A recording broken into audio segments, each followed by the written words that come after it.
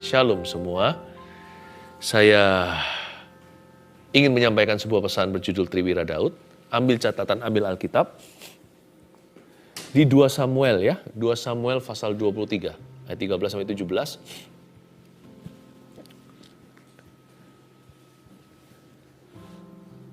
Cerita 3 pahlawan ini akan mempersiapkan kita menjelang akhir tahun untuk berdoa.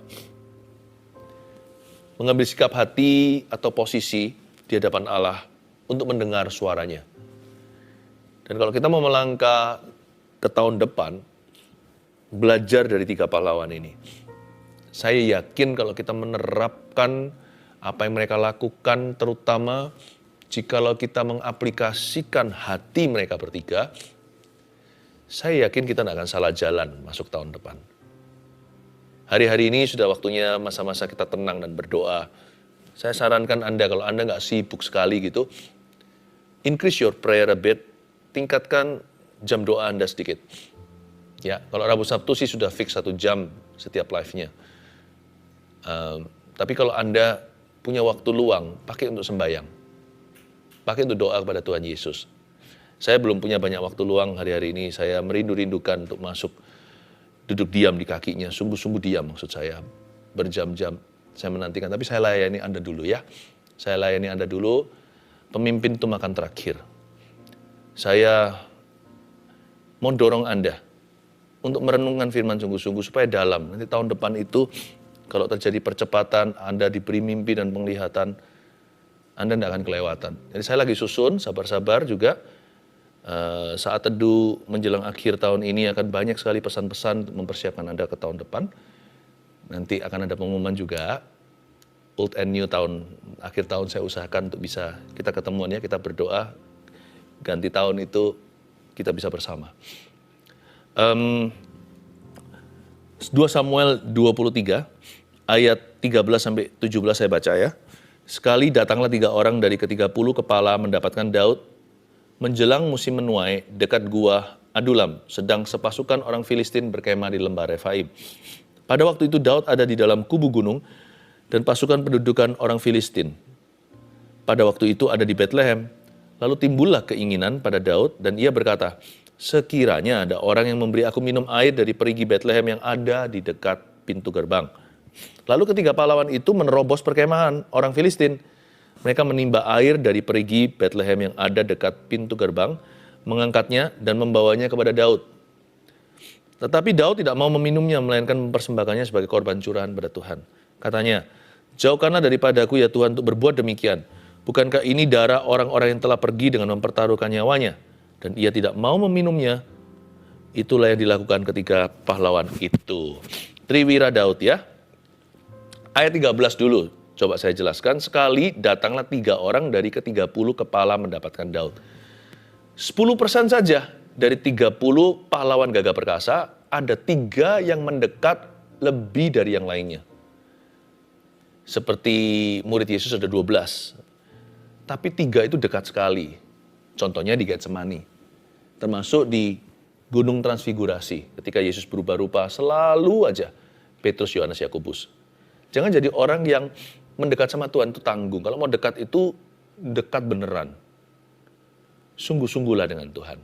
Bukan berarti kita merasa lebih rohani dari orang lain atau bersaing yang gak sehat. Tapi kalau kita mau dekat sama Tuhan, memang kita harus berlomba-lomba. Bukan saling membandingkan ya, itu urusan sendiri-sendiri. Tetapi kalau kita mau mendekat sama Tuhan, mendekatlah dengan segenap hati, segenap jiwa, akal budi, dan kekuatan. Nah, berikut ini nanti adalah tuntunan bagi orang-orang yang dipilih sama Tuhan untuk mendekat kepadanya. Dan tidak semua orang mau menempuh jalan itu. Tahu nggak? Nggak semua orang ingin mendekati Tuhan. Padahal Tuhan itu loh, indah tak terhingga. Nah, 3 orang dari ke-30 berarti 10% saja. Mereka datang mendapatkan Daud menjelang musim menuai dekat gua Adulam. Sedang sepasukan orang Filistin itu berkemah di lembah Refaim. Jadi 3 orang dari 30 mereka datang mendapatkan Daud. Ngapain sih? Kira-kira mereka datang ke Daud itu mau minta sesuatu? Nggak salah sih. Tapi I don't think so. Mereka datang mendekat ke Daud itu kayaknya mereka datang untuk cari tahu Apa kabar dengan pemimpinnya? Mereka datang untuk bertanya, how are you? Bukan basa-basi tapinya. Banyak orang berkata, how are you? Tapi mereka tidak tertarik pada dirimu. Mereka hanya bicara tentang dirinya. Jadi pertanyaan how are you tadi itu hanyalah pembuka pembicaraan saja. Tapi orang tiga ini serius. Karena kita tahu ceritanya. Mereka tidak mengemukakan keinginannya atau keperluannya. Mereka bahkan juga tidak datang untuk didengarkan. Mereka datang itu to serve and to listen. Mereka datang untuk melayani dan mendengarkan pemimpinnya. Yang kita ikuti itu bukan Daud. Lebih dari Daud. Anak Daud, Yesus Kristus. Tuhan di atas segala Tuhan. Raja di atas segala raja. Juru selamat kita yang sudah mati untuk kita apalagi. Dan juga yang juga sudah bangkit untuk kita semua. Jikalau Triwira itu begitu tinggi dedikasi. Apalagi kita kepada Tuhan Yesus anak Daud itu. Kalau mereka datang mendapatkan Daud, bukan untuk mendapatkan sesuatu. Mereka datang untuk mendapatkan Daud, bukan mendapatkan apa. Bukan mendapatkan sesuatu untuk mereka. Mereka datang untuk mendapatkan Daud. Do you come to Jesus to get Jesus?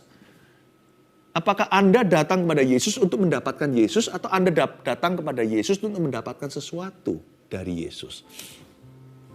Makanya kita tuh dipanggil untuk mencari wajahnya. Dan barang siapa mencari wajahnya bahkan juga akan menemukan tangannya meskipun tidak memintanya. Kepala pasukan itu 3 orang itu mendapatkan Daud. They come to listen and to serve. Lalu mereka itu sedang berkemah di dekat orang Filistin. Kalau kita baca ya. Menjelang musim menuai dekat Gua Adulam, sedang sepasukan orang Filistin itu berkemah di lembah Refaim. Situasinya tidak kondusif. Orang-orang gagah perkasa ini, orang-orang gagah perkasa itu mereka di depan lembah Refaim. Kita harus tahu orang Filistin ini adalah raksasa semua. Mereka ini berkemah di lembah Refaim. Kalau Anda tahu kata Refaim di situ itu giants. Itu raksasa. Situasinya nggak kondusif. Ketika mereka datang mendapatkan Daud, situasi atau suasana tidak bersahabat. Tetapi cinta kasih mereka kepada Daud ini melebihi bahaya. Mereka nggak peduli situasi atau kondisi seputar hidup mereka. Mereka rasanya rindu pada pemimpinnya. Saya berani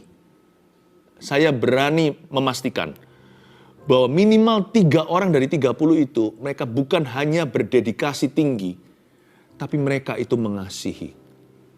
Jangan hanya komitmen sama Tuhan, apalagi karena ketakutan. Jangan pula hanyalah berdedikasi kepada Tuhan Yesus. Tapi kita harus menghampiri Tuhan dengan kasih yang tulus. Yesus loh mengasihi kita apa adanya waktu kita masih berdosa. Agape love, kasih tak bersyarat. Lah kenapa sekarang setelah kita dikasihnya demikian kita nggak bisa mengasihi Tuhan tanpa syarat pula? Tidak sedikit di antara kita masih bisa kecewa sama Tuhan ya kan? Berapa banyak di antara kita yang bisa marah? Marah sama Tuhan Yesus. Sekalipun 30 orang itu disebut pahlawan Daud, mereka itu ternama. Tapi 3 orang ini terlalu ketara kasih mereka kepada sang raja. Mereka datang mendapatkan Daud, sedangkan orang Filistin berkemah di lembah Refaim, the valley of the giants, lembah orang-orang raksasa seperti Goliat dan kawan-kawannya. Ayat 14, pada waktu itu, Daud ada di dalam kubu gunung. Dan pasukan pendudukan orang Filistin pada waktu itu ada di Bethlehem. Ini kejadiannya di Bethlehem down south atau di sebelah selatan. Lalu timbullah keinginan pada Daud dan ia berkata, sekiranya ada orang yang memberi aku minum air dari perigi Bethlehem yang ada di dekat pintu gerbang. Ayat 15 ya, coba kita renungkan. Lalu timbullah keinginan pada Daud. Kok mereka tahu? Berarti mereka cukup dekat. Daud ini nggak teriak. Kata ia berkata, sekiranya ada orang yang memberi aku minum air dari perigi Bethlehem. Kata ia berkata itu, he whispered. Dia menggumam kayak seperti ini loh. Contohnya kalau kita lapar, aduh laparnya ya, pingin nasi campur. Itu bukanlah announcement atau pengumuman.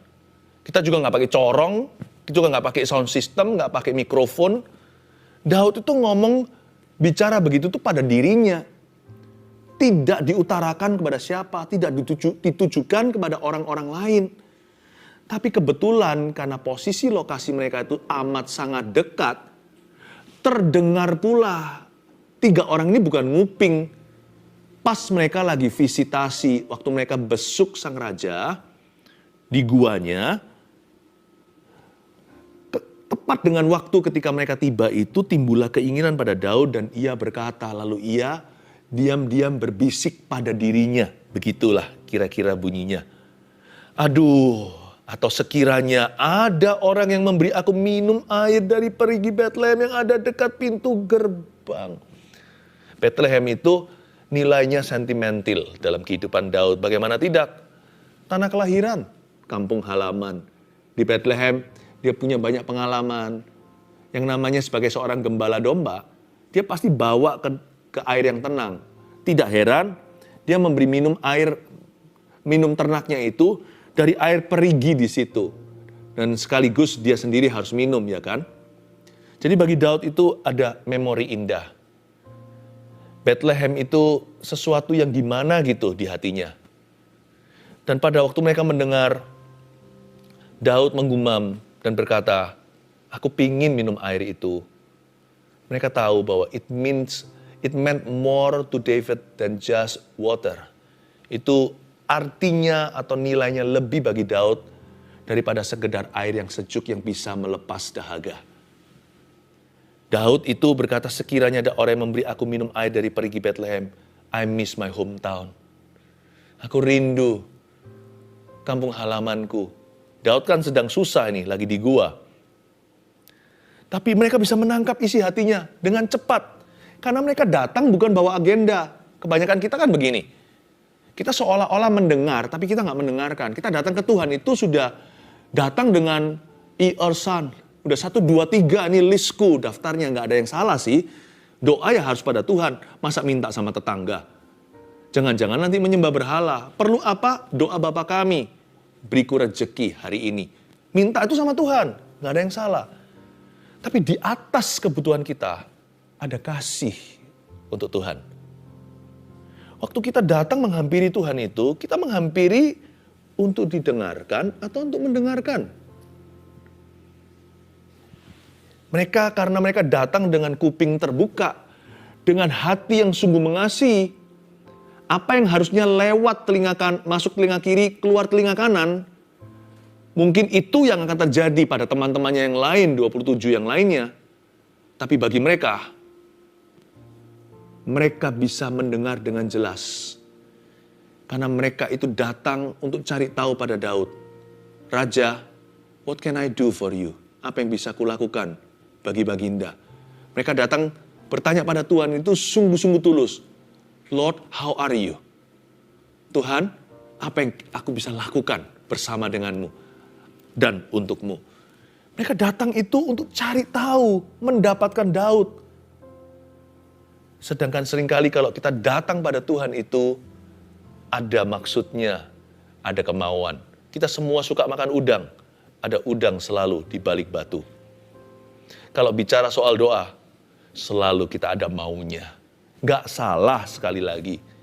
Tapi apa salahnya juga kita mau apa yang Yesus mau. Kita inginkan yang dia inginkan. Hati kita dihancurkan oleh apa yang menghancurkan hatinya. Jangan datang membawakan kehancuran hatimu saja. Semua orang juga begitu sama Allah Maha Kuasa. Semua datang membawa broken heart-nya. Tapi siapa yang peduli enough? Siapa yang cukup pedulikan? Apa yang menghancurkan hati Tuhan? Siapa yang duduk diam seperti Maria dan berkata, tell me what broke your heart? Beritahu aku apa yang menghancurkan hatimu. Beritahu kepadaku Tuhan, isi hatimu.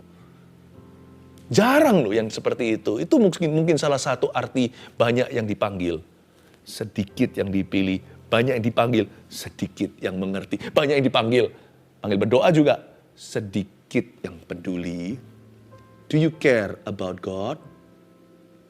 Tapi Tuhan kan maha punya. Dia kan maha tahu, dia kan maha kuasa. Dia punya segalanya. I know.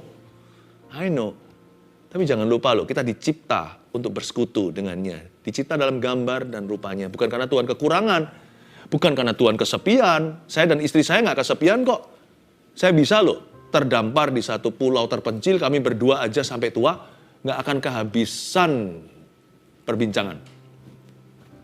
Tapi ketika kami mau punya anak, bukan karena kami kesepian. Tapi karena kami mau menyalurkan kasih kami ini yang indah kepada putra-putri.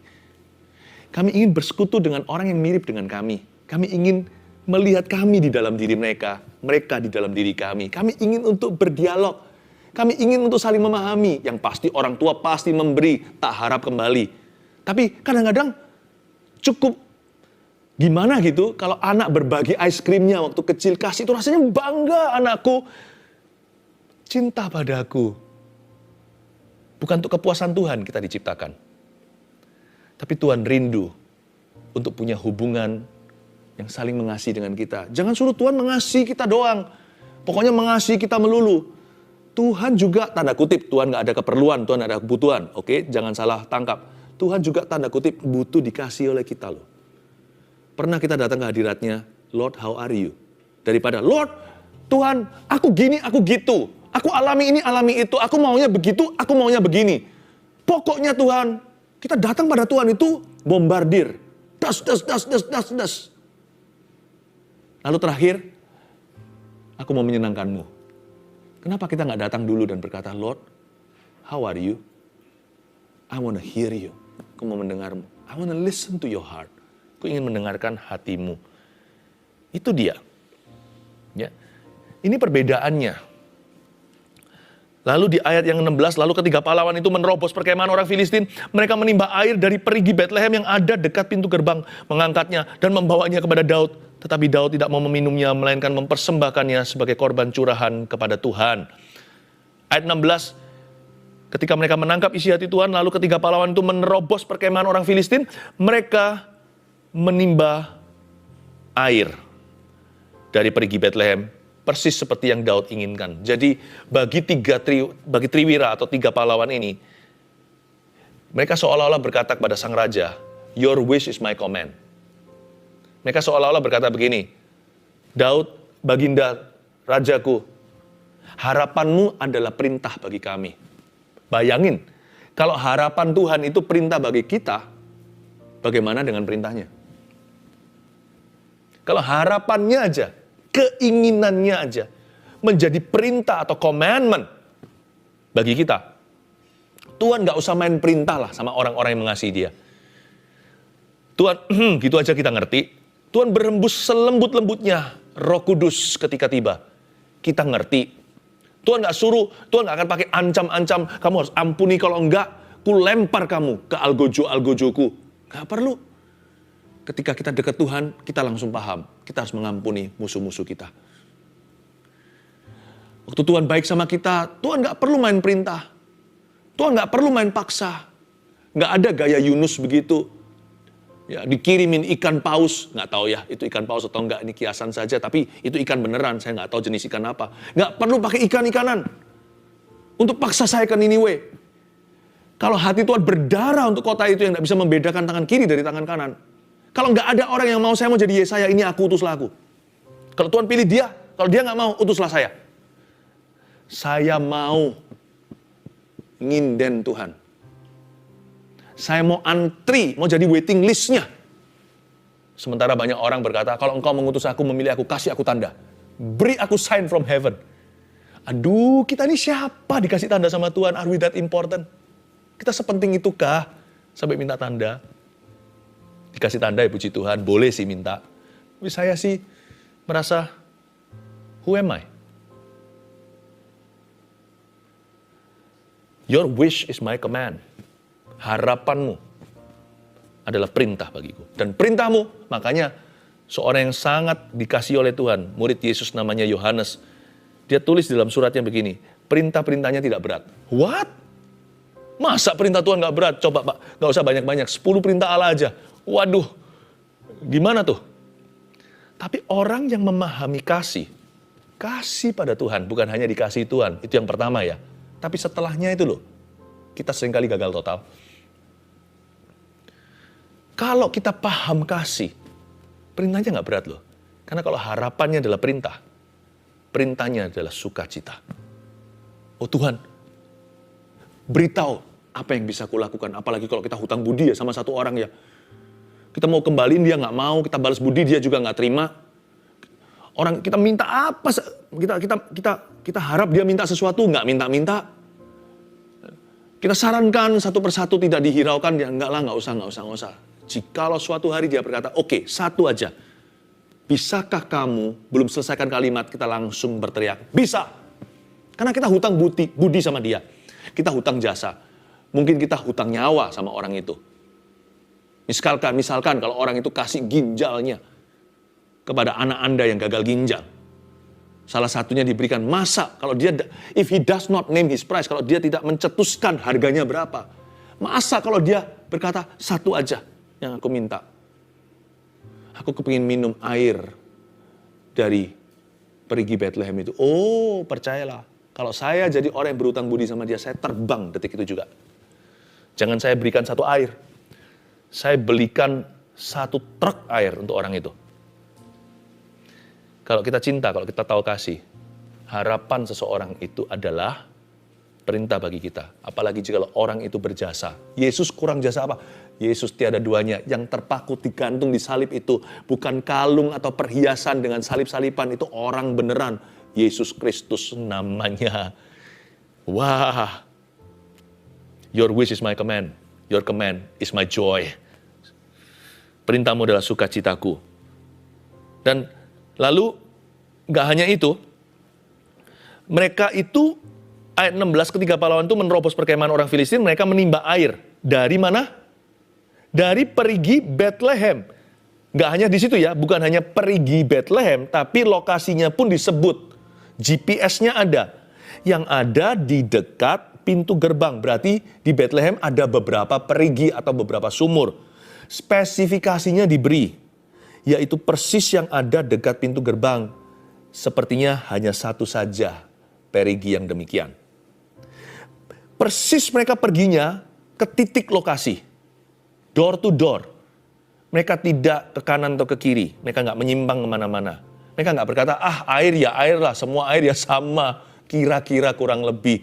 Ya udah, daripada masuk ke Bethlehem bahaya. Situ Refaim semua, itu orang-orang raksasa, Goliat dan kawan-kawannya.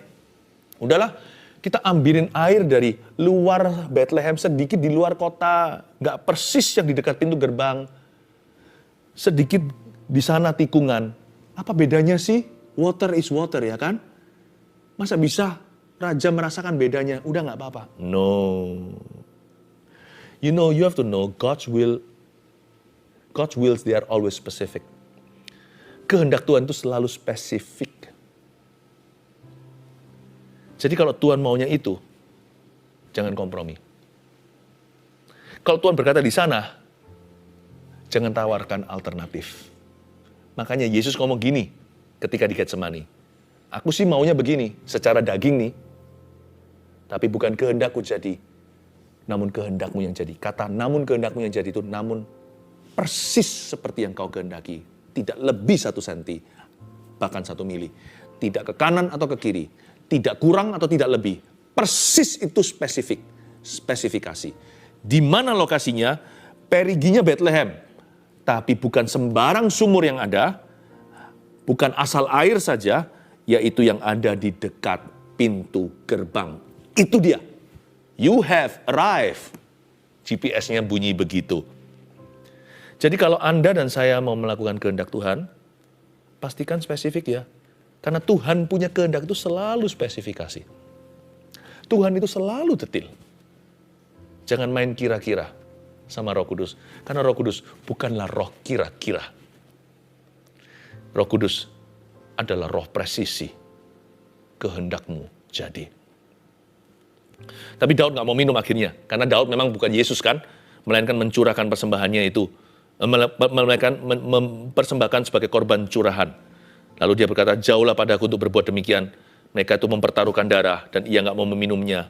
Itu yang dilakukan ketiga pahlawan. Ya, sama ya. Segala sesuatu itu ujungnya selalu kemuliaan Allah dalam kehidupan kita, bukan kemuliaan kita. Daud pun nggak berani karena orang-orang itu mempertaruhkan nyawa. Sedikit tambahan aja, sebelum saya kasih rangkuman atau summary daripada sharing hari ini, ada hal-hal tertentu next year tahun depan yang tidak boleh Anda terima. Nggak tahu itu apa. Catat aja, taruh di hati, nanti waktunya God will ring the bell. Di dalam spirit atau dalam roh Anda akan dinyalakan alarmnya. Yang ini jangan kamu terima. Karena yang beginian hanya untuk Tuhan. Ya. Ada hal-hal tertentu yang tidak boleh kita terima sekalipun kita bisa. Ada hal tertentu yang kita harus tolak mentah-mentah. Dan sopan-sopan dan berkata, no, aku tidak bisa menerima ini atau mengambil ini. Karena ini milik Tuhan di hidupku. Ya, 3 hal. Kita pelajari Triwira Daud seperti apa ya? Nomor 1, menghampiri Tuhan untuk mendengarkan isi hatinya. Seperti saya katakan tadi, sebagian besar dari kita itu selalu menghampiri Tuhan untuk didengarkan isi hatinya. Isi hatinya itu N huruf kecil, yaitu isi hatimu. Hanya sedikit saja yang datang ke Tuhan untuk mendengarkan isi hatinya, bukan untuk didengarkan isi hatimu. Kita datang ke Tuhan untuk mendengarkan Dia, bukan supaya kita didengarkan. Kalau kita bisa begini, gak akan salah jalan tahun depan. Karena nanti Tuhan akan nyatakan kehendaknya. Karena firman berkata, tak seorang pun mencari wajahku tidak menemukan. Kalau kita datang untuk mendengarkan isi hatinya yang akan kita terima. Dari situ mulailah berencana. Jangan sebaliknya, rencana dulu, proposal ke Tuhan Yesus. No, tanya dulu, Tuhan apa kehendakmu, barulah buat perencanaan. Yang kedua, melawan segala ketakutan demi apa yang Tuhan inginkan. Catat. Yang kita bisa pelajari dari Triwira ini adalah, selain menghampiri Tuhan untuk mendengarkan isi hatinya adalah, kita mesti harus melawan segala ketakutan. Demi apa? Demi apa yang Tuhan inginkan. Pokoknya, kalau Tuhan inginkan sesuatu dalam hidupmu ya, beda-beda setiap orang. Kecuali kalau apa yang universal atau apa yang umum. Seperti mengasihi, seperti tidak berzina, seperti belajar memberi, bersyukur, itu semua kan umum. Tapi nggak semua keinginan Tuhan itu rata di antara kita. Karena setiap orang juga punya kumat-kumatan yang berbeda. Setiap orang punya penyakitnya sendiri. Setiap orang punya kekurangan, setiap orang punya kelebihan. Karena itu ada juga keinginan-keinginan Allah yang gak sama antara Anda dan saya. Beda dirimu, beda diriku. Kecuali yang umum sekali lagi. Tapi semua harus berlandaskan firman, semua harus di dalam Tuhan. Pokoknya, kalau kita menyadari ada sesuatu yang Tuhan ingini dalam hidup kita, lawanlah semua ketakutanmu, segala pikiran, perasaan yang menentang keinginan atau kehendak Tuhan itu lawan. Kalau demi apa yang Tuhan inginkan, kalau Tuhan inginkan sesuatu dalam kehidupanmu, catat ini. Tolong dibelanin. Nggak tahu itu bahasa Indonesia yang benar nggak. Pokoknya kalau Tuhan mau sesuatu di hidupmu, belanin itu. Dibela seperti apa? Seperti Triwira itu menembus Refaim. Emangnya gampang kita tuh menerobos? Gak gampang. 3 masuk, keluarnya hanya 2 yang berperang. Bukan yang satu mati, yang satunya pegang aqua. Dan bukankah air itu mudah pecah? Dia mau bawa pakai apa? Kaca? Bisa pecah belah. Mau pakai plastik? Ini mereka melawan pedang, panah, dan semua senjata tajam. Masuk 3, keluar 2. Masuk mendadak, surprise attack atau serangan kejutan. Keluar, dikepung dan surrounded by enemies. Bayangkan, harga yang mereka bayar demi keinginan rajanya. Yang pada kita lebih besar dari Daud. Anak Daud, namanya Yesus Kristus, Tuhan dan Raja kita. Lawanlah segala ketakutan, jangan beralasan. Kalau Tuhan mau ini dalam hidupmu, sesusah-susah mengampuni sekalipun Anda disalahi berkali-kali, belanin Tuhan Yesus. Jangan belanin feelingmu. Belanin Tuhan. Lawan ketakutan dan refaimmu. Karena Tuhan layak menerima yang terbaik. Yang terakhir, melakukan kehendak Tuhan dengan teliti dan hati-hati. Kalau Tuhan bilang pergi Bethlehem, catat itu. Dan kalau lokasinya diberikan di dekat pintu gerbang, di dalam melakukan kehendak Tuhan, secara teliti dan hati-hati, tidak ada yang namanya spirit kira-kira atau kurang lebih. Hapus itu dari dictionary atau dari kamus hidup kita. Ngikut Yesus itu nggak bisa kira-kira. Nggak bisa kurang lebih. Apapun yang tidak persis atau presisi, Alkitab mengatakan itu sin atau dosa, itulah kompromi. Kalau Yesus berkata mengampuni, dan itu berarti melupakan, jangan kita tawar berkata, aku bisa mengampuni, tapi nggak bisa melupakan. Kita minta sama Yesus itu win-win solusi, nggak ada win-win solusi. Sama Yesus kita selalu kalah, dia selalu menang, kehendakmu yang jadi, bukan kehendakku. Harus begitu, siapa raja, siapa hamba, harus tahu diri. Nggak ada namanya kurang lebih. Persis yang Tuhan mau. Jadi kalau kita melakukan kehendak Tuhan dalam hidup ini, kita harus teliti dan harus hati-hati. Catat dulu yang mana yang dimaksudkan Tuhan dengan perigi dan di dekat pintu gerbang mana. Setiap kita ada lokasi ketaatan yang tertuju ke sana. Pastikan kalau kita taat, taatlah dengan segenap dan dengan sepenuhnya. Haleluya. Triwira Daud kita pelajari menjelang akhir tahun. 1, menghampiri Tuhan untuk mendengarkan isi hatinya. 2, melawan segala ketakutan demi apa yang Tuhan inginkan. 3, melakukan kehendak Tuhan dengan teliti dan hati-hati.